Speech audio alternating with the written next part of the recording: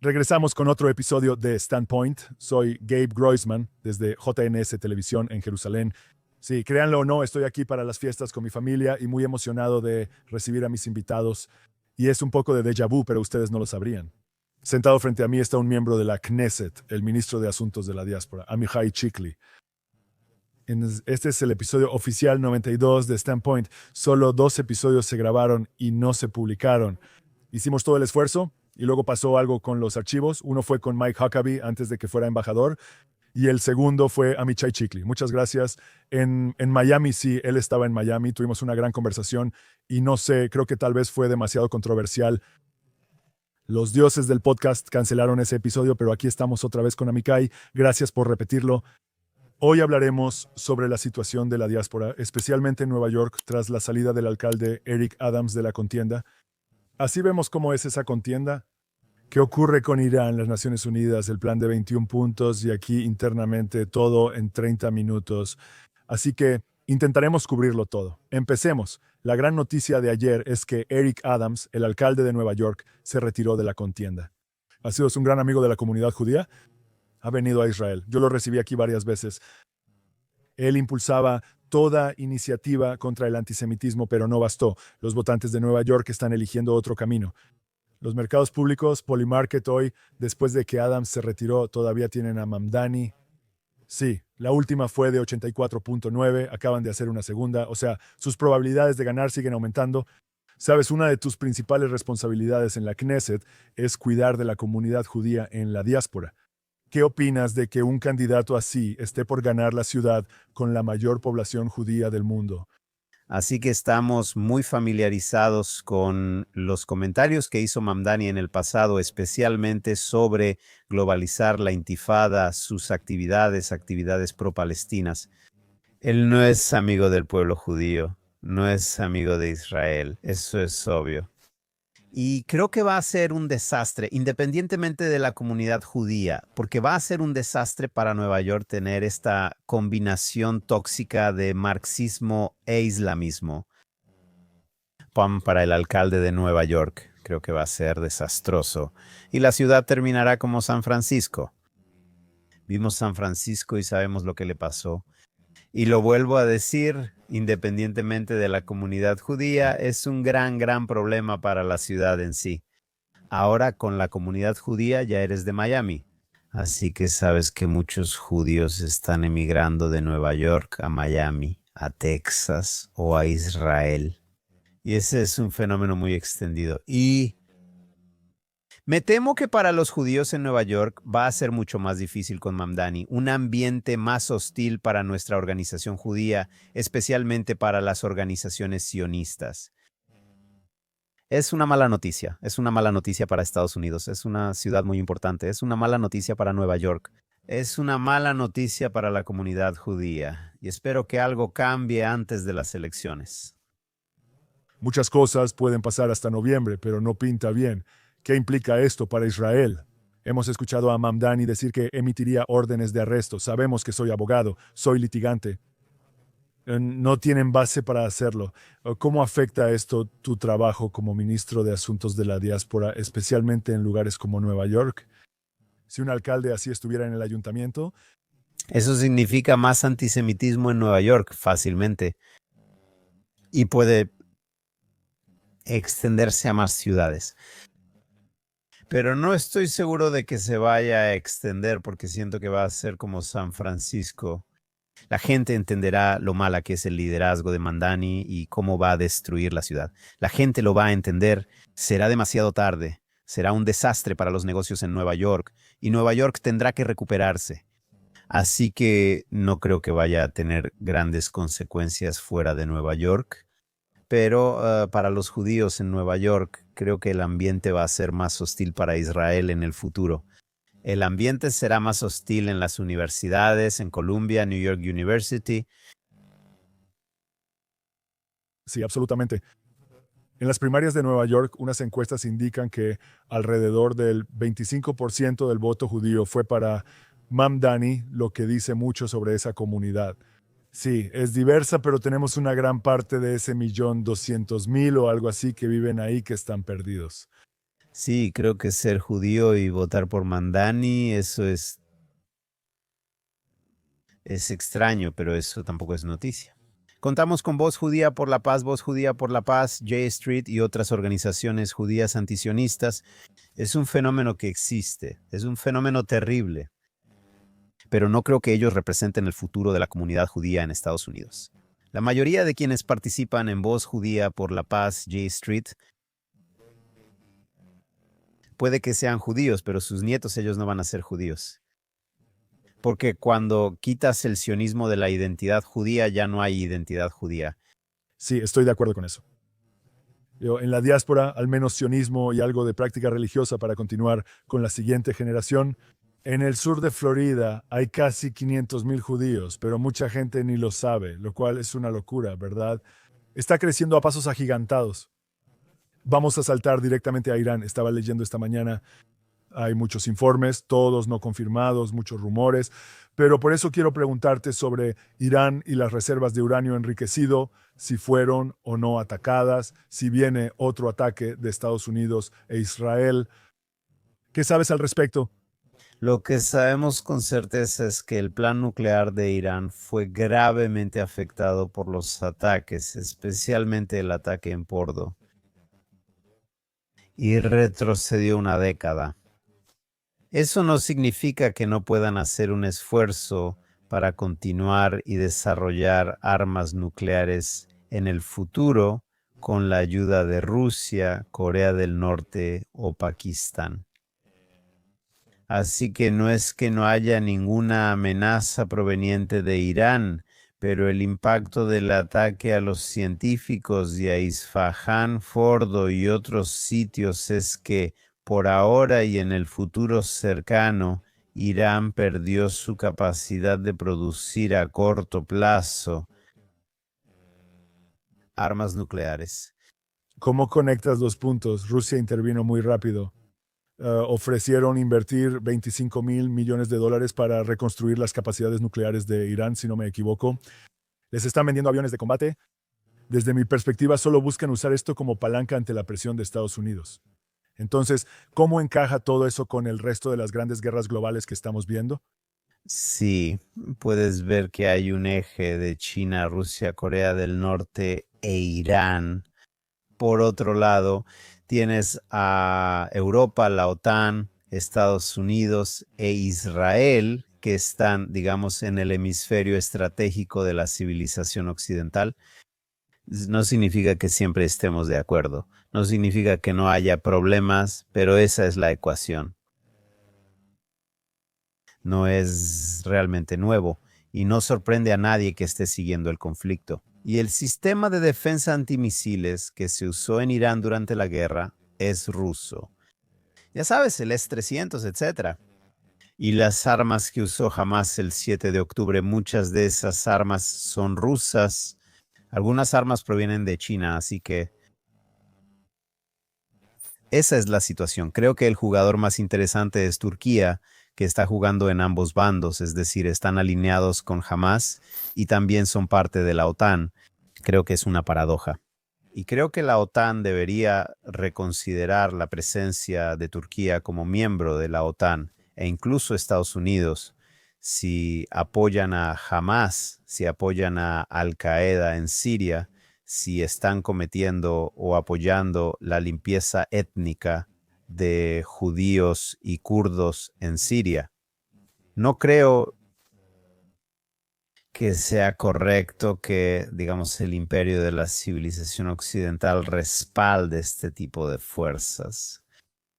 Estoy totalmente de acuerdo contigo, pero parece que el presidente Trump hace lo contrario. Actualmente hay un acuerdo del F-35 para Turquía sobre la mesa y están diciendo que mientras no compren más a Rusia, están tratando de separarlos de Rusia y traerlos a nuestro lado de la columna, lo cual parece una tarea realmente difícil.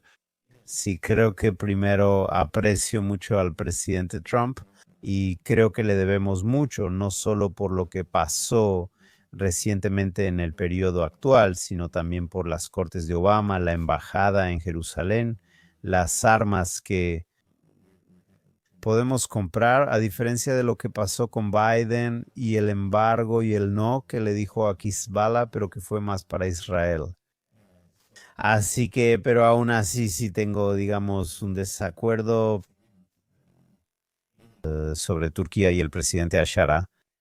Creo que si quieren prohibir a la hermandad musulmana en Estados Unidos, que sé que Marco Rubio y Ted Kuwait están impulsando esto, adelante. Pero por otro lado, abrazar al líder de Al-Qaeda en Siria como un líder legítimo, eso se contradice, porque la ideología de la hermandad musulmana y la ideología de Al-Qaeda básicamente es la misma. Restaurar el califato, regresar a los valores fundamentales del Islam. Esa es la misma familia de ideología, aunque no sea exactamente la misma. Es más de lo mismo. Ahora, volviendo a Turquía, Trump aprecia mucho el poder, a las personas exitosas y el enfoque empresarial. Creo que como estadista tiene sentido porque tienes intereses y quieres desarrollar la economía. Quieres tener buenos negocios para tu país y eso lo entiendo perfectamente. Pero creo que cuando ves al líder de la civilización occidental debe haber también otro nivel, el nivel ideológico. Trata de entender cuál es la visión de Erdogan. La visión de Erdogan puede coexistir con la visión de la civilización occidental, con la visión de Estados Unidos, no solo de Israel. Es decir, yo sí espero que Estados Unidos proteja a las minorías cristianas en Nigeria, en Siria, que proteja a los alawitas, a los judíos, no necesariamente con botas en el terreno, pero al menos decir algo respecto a los drusos, respecto a los alawitas, respecto a... Y los alawitas fueron nuestros enemigos, pero aún así no estoy a favor de ir y hacer una limpieza étnica contra los alawitas y hacer que cientos de hombres desarmados tengan que arrastrarse, ladrar y luego ejecutarlos y después arrojar sus cuerpos a los ríos, ya sabes. Y el mundo está callado, y eso incluye a Estados Unidos, callado respecto a lo que les pasó a los alawitas, a los drusos, lo que les pasó a los kurdos. Y creo que hay un papel adicional para Estados Unidos a nivel moral. No es solo negocio. Sí, es cierto, y hay un gran debate interno en Estados Unidos sobre qué tanto sigue siendo relevante eso o no. Y muchos de nosotros en el movimiento conservador estamos argumentando, obviamente, que sí lo es, incluso dentro del llamado Estados Unidos primero, sea lo que sea que eso signifique. El movimiento Estados Unidos primero no significa Estados Unidos solo. Sí, y una cosa más sobre Erdogan. ¿Cuál es la visión de Erdogan? Primero, es un dictador. Bien, la oposición, todos los líderes de la oposición están en prisión. Periodistas en prisión, cero libertad. De acuerdo, todos admiramos la libertad, recordamos ahora la camiseta de Charlie Kirk, libertad. La libertad es el núcleo de la civilización occidental. La libertad es el núcleo de los valores judeocristianos, porque es la base para tener la opción de elegir el camino correcto y cumplir las mitzvot de la Torá o las expectativas de la gente cristiana, etc. Ahora, cuando miras a Erdogan, él ante todo está en contra de la libertad, está en contra de la democracia, él está en contra de los valores fundamentales de la civilización occidental. En segundo lugar, él se ve a sí mismo como un nuevo sultán, quiere restaurar la gloria del Imperio Otomano, eso es una amenaza muy seria.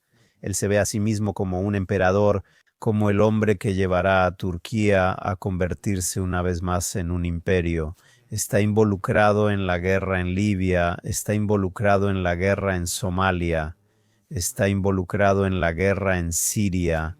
Él estaba liderando la guerra en Siria, está amenazando a Chipre, está amenazando y ocupando el norte de Chipre, está amenazando a Grecia diciendo que algunas partes de las islas griegas son de Turquía, y lo mismo ocurre con el mar, y es un hombre muy peligroso. Y además de que es un dictador, además de que se ve a sí mismo como un emperador de un nuevo imperio otomano, también es un fanático yihadista en su corazón. Él es parte de la hermandad musulmana que queremos prohibir o que el Senado quiere prohibir en Estados Unidos. Él cree en hacer que todos los ciudadanos de Turquía y todos los ciudadanos de Siria vivan bajo la ley Sharia.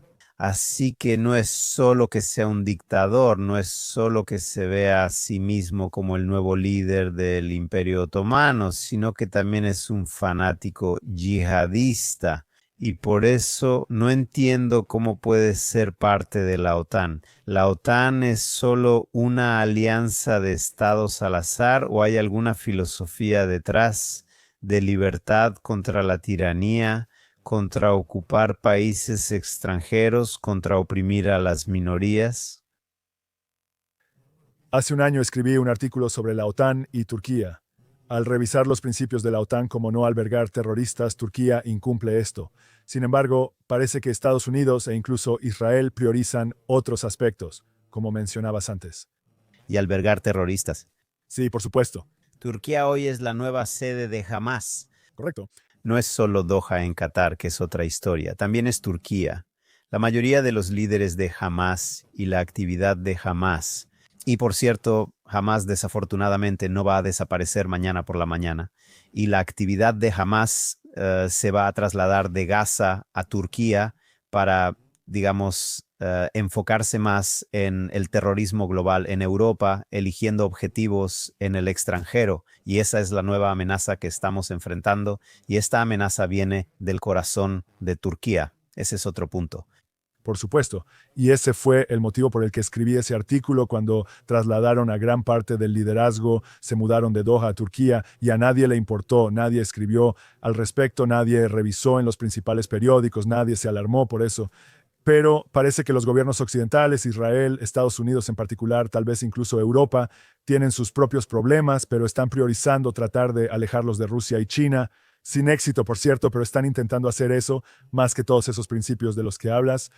Sí, creo que es complicado. No estoy diciendo, y luego Turquía es un estado importante en términos de, es un estado enorme, con una economía fuerte, un ejército fuerte, es un desafío. Y Qatar es lo mismo.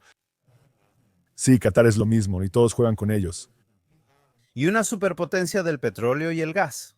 Sí, exactamente. Y desde mi perspectiva, solo para compartirlo rápidamente, creo que cuando se trata de política exterior global y de tratar con diferentes políticas exteriores entre países, la gente no puede quedarse en la neutralidad. Los países no pueden quedarse en la neutralidad. Tienen que definir claramente quiénes son, ¿verdad? Así que tengo menos problema con el Estado terrorista, que se define a sí mismo como un Estado terrorista, porque entonces sabes cómo tratar con ellos. Sí, claro, vas a tratarlos como un Estado terrorista que con aquellos que intentan jugar a los dos bandos. Y la gente está tan ansiosa por aceptarlos, ¿no? Los europeos están ansiosos por aceptarlos, principalmente por la islamización de Europa y por tratar de averiguar cómo lidiar con eso, pero ellos, como la gente escribe hoy en día, tienen políticas suicidas en Europa en estos días.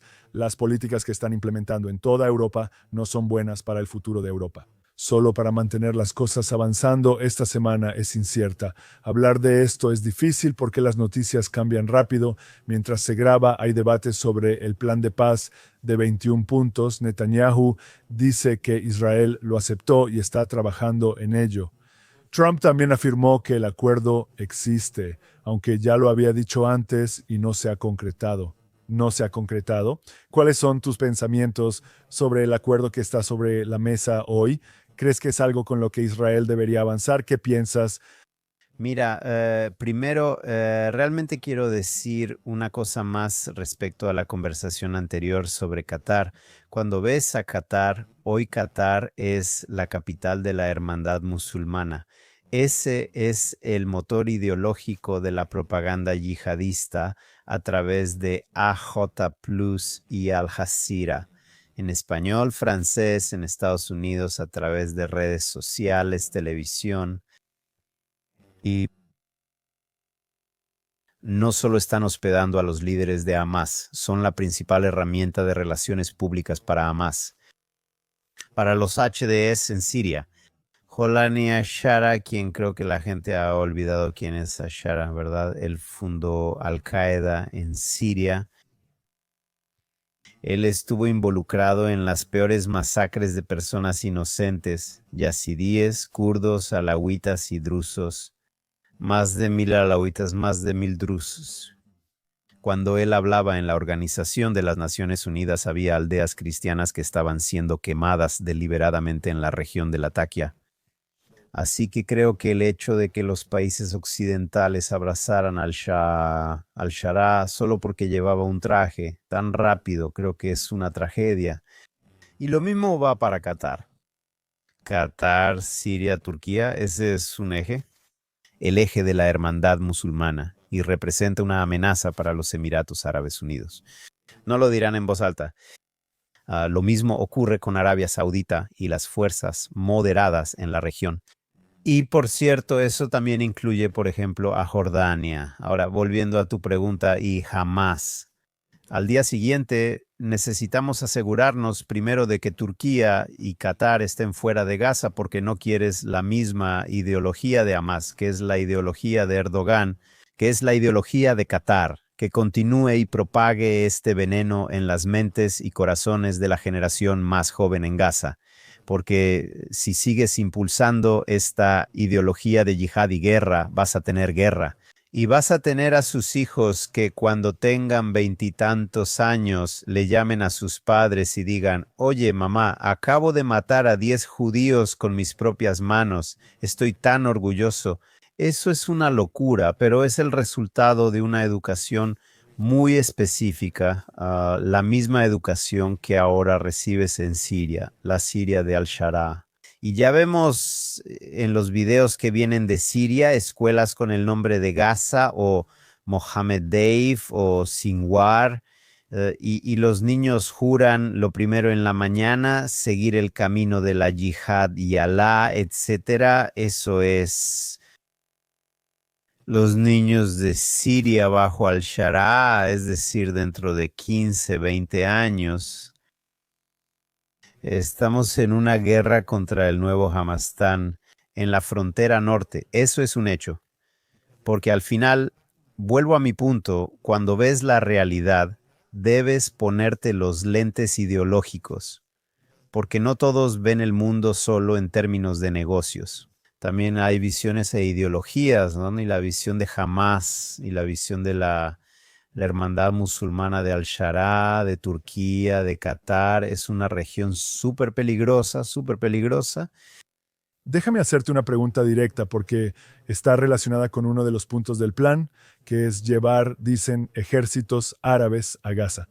Y también hay alusiones a la autoridad palestina. Otra vez, Salah de Abbas condenó el 7 de octubre, ahora es un buen tipo tratando de posicionarse para entrar a Gaza, ya sabes. ¿Cuál es tu opinión sobre traer tropas de lugares como Arabia Saudita? Entonces, primero respecto a la autoridad palestina, ya tuvimos a la autoridad palestina en Gaza, vimos los resultados. Creo que sería una locura repetir el experimento de la autoridad palestina en términos de fuerza militar o armas. Debería ser simplemente una fuerza policial, nada más que una fuerza policial. No soy muy fan de que fuerzas extranjeras entren a Gaza. Tal vez podría ser una parte solución con los estados que forman parte de los acuerdos de Abraham. Pero estoy lejos de ser fan de esta idea y creo que debe basarse en un nuevo liderazgo de la población en las partes que serían gobernadas por palestinos. Lo más importante para mí es cómo vamos a definir la frontera el día después, porque no podemos mantener las fronteras del 7 de octubre. Moralmente no es justo. Y en segundo lugar, operativamente, militarmente, necesitamos estar en Betanún y las colinas que controlan la parte norte de la franja de Gaza. Necesitamos mantener las crestas al este, la cresta número 70, 80, no muy lejos de Sayaya. Necesitamos mantener un perímetro amplio en el corredor de Filadelfia.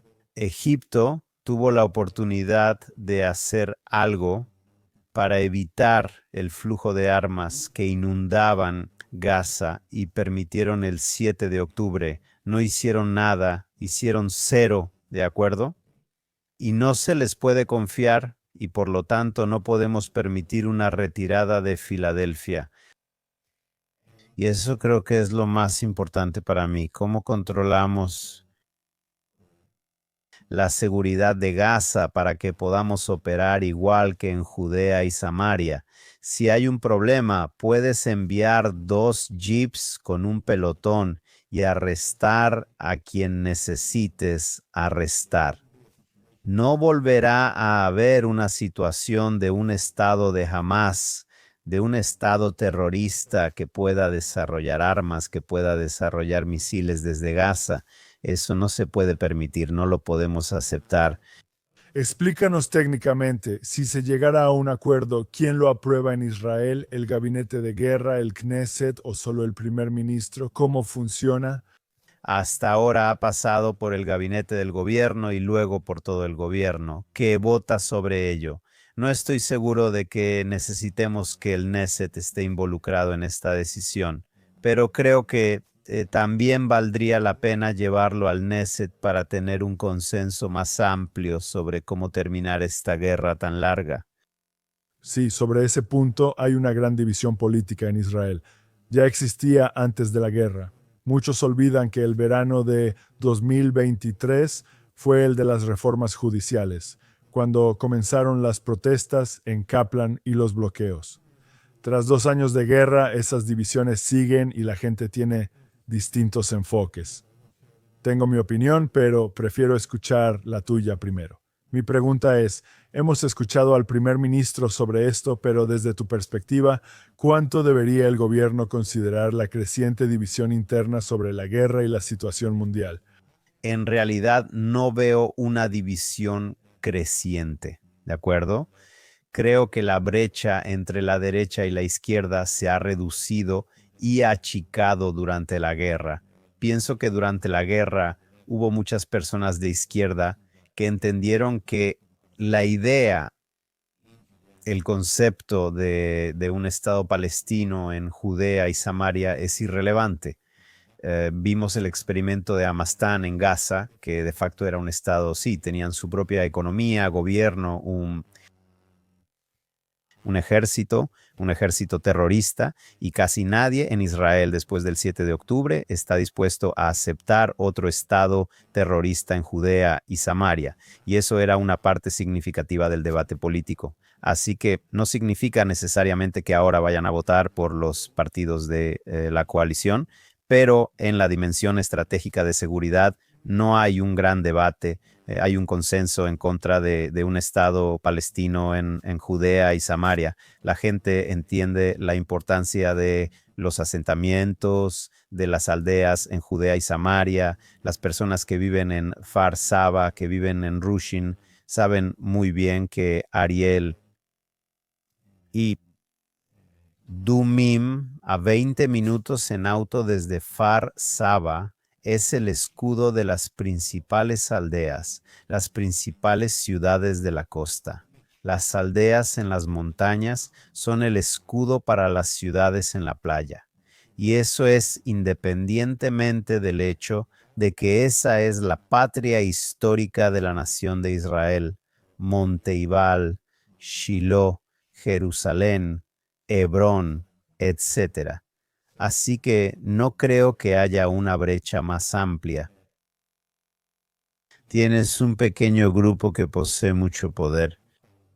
Periódicos, élites que son post-sionistas, que están a favor de rendirse ante Hamás y terminar la guerra a toda costa. No creo que ellos representen a la mayoría. Puedes ver las encuestas. No es que puedas ver las encuestas.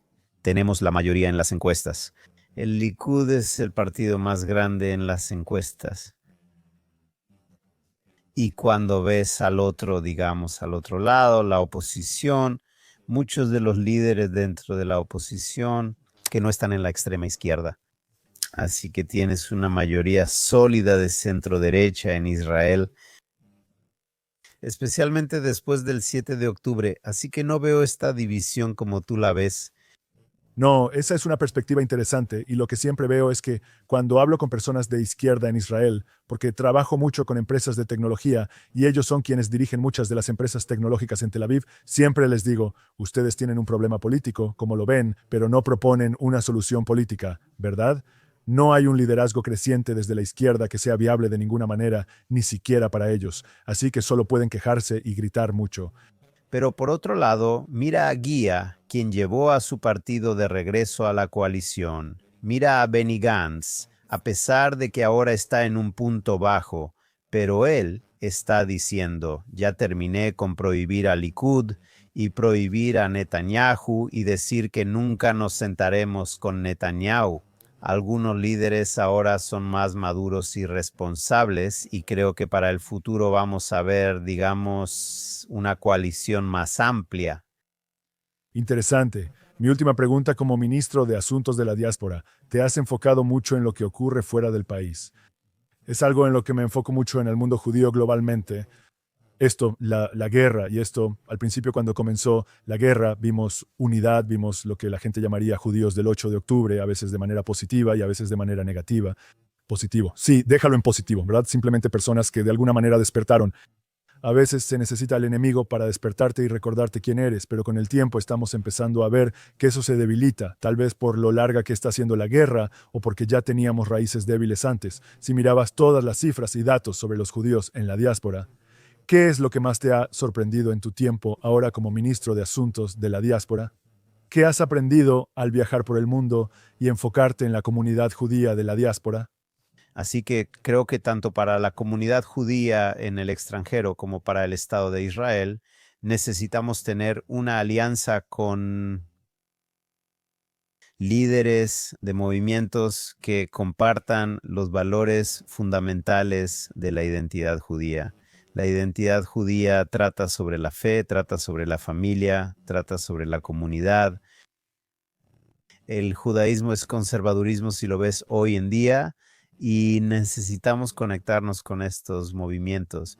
Y creo que cuando ves lo que está pasando ahora en Gran Bretaña, aumentando la disputa reforma del Reino Unido y escuchas sus declaraciones y ves las banderas israelíes y ves sus declaraciones contra el antisemitismo, contra Hamas, contra el terrorismo, contra el islamismo radical. Esas son las personas con las que necesitamos colaborar. Es cierto para el Estado de Israel y creo que también es cierto para la comunidad judía.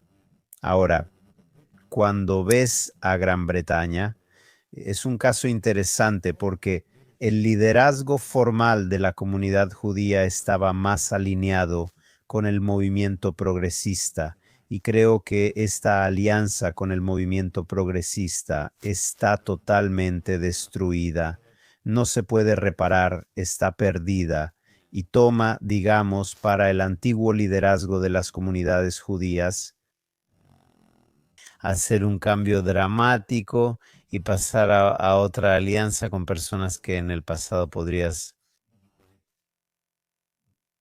haber estado en contra de ellas. Y creo que la nueva forma de alianzas no vendrá del antiguo liderazgo, sino del nuevo liderazgo judío que está surgiendo, que está más conectado con los valores fundamentales judíos y que está dispuesto a tener nuevas alianzas, especialmente con fuerzas conservadoras.